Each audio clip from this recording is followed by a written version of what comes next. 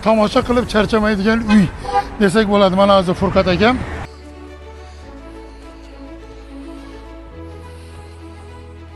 Salom alaykum, ko'rgansiz-a? Ko'rding, men bilan yursang hamma joyga borasan. Reception stoli bo'ladi. Bu yerdan kalt beradigan. Mana bu yerda o'tiradigan joyi bo'ladi bu yerda. Bu yerga yuvelerni, suvenirni do'konlar bo'ladi. Liftdan birdan chiqasiz. Bu yerdan chiqib, kalitni olib, yana liftga tepa mehmonxona boshlanadi. Bu reception bolalar uchun dam oladigan xonasi. Bu yerda eshik qo'yamiz.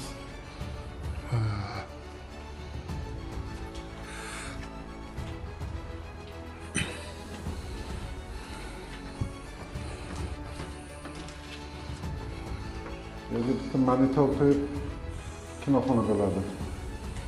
Ko'rpacha milliy qilib. Ehtiyot bo'ling. Yo'q, buni boshmaylar.